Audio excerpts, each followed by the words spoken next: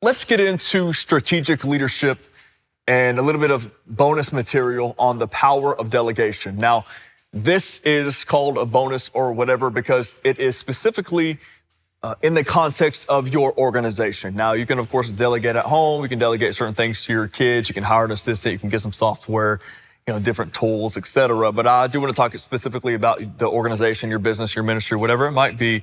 But let's talk about the power of delegation. Okay? Now, we saw a man by the name of Jethro, the father-in-law of Moses, step in and begin to speak to Moses and his leadership. He said, Moses, you're going to wear yourself out, man. You're going to drive yourself off a cliff if you don't begin to delegate certain matters. Now, if you're anything like me, what I've struggled with in the past is to be a little bit of a control freak.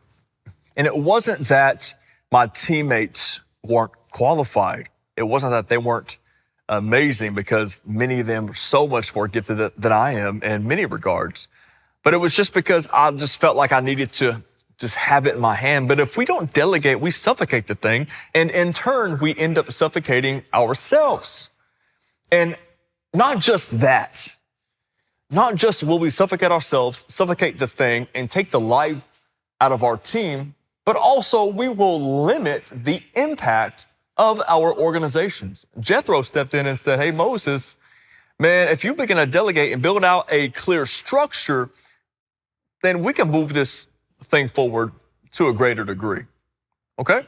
So a few things that I want to point out about delegation is this. Number one, it creates space for you to focus on vision and high-level strategy.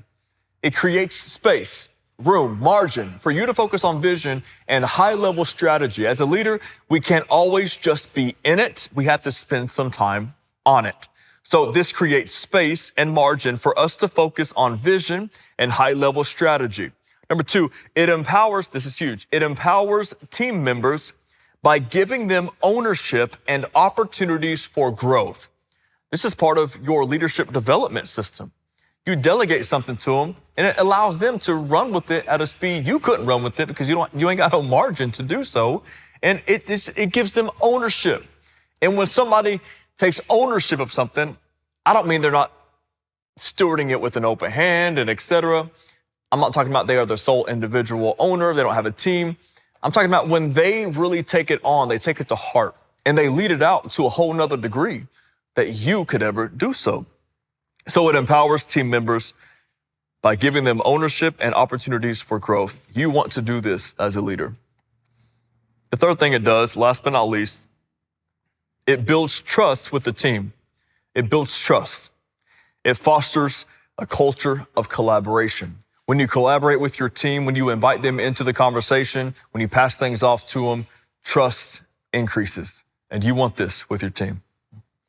A few practical steps we can take today is number one, identify the tasks that only we can do and delegate the rest. So identify the things that we're the only ones that are able to do it right now. That doesn't mean everything, okay? Now understand not everybody's in a context where you have a team, et cetera yet, but you can, get a good software or invest in a VA or something like that.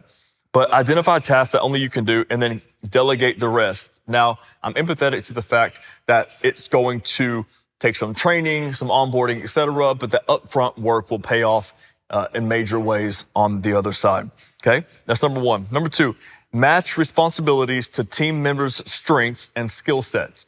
And I would even say passions, okay?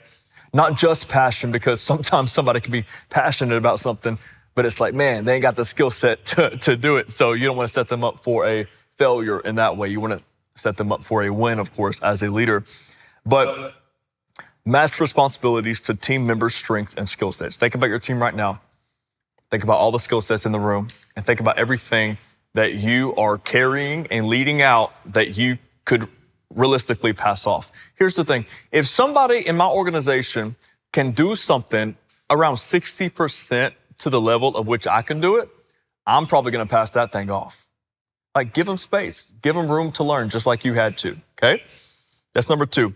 Number three, provide clear instructions and support without micromanaging. Now, this is huge to recovering control freaks like myself without micromanaging, provide clear instructions, create a clear standard operating procedure, and you can only inspect what you expect, so make expectations really clear, etc., and bring support without micromanaging. There's a way to support and to resource without being that hover leader that you don't want to be, right?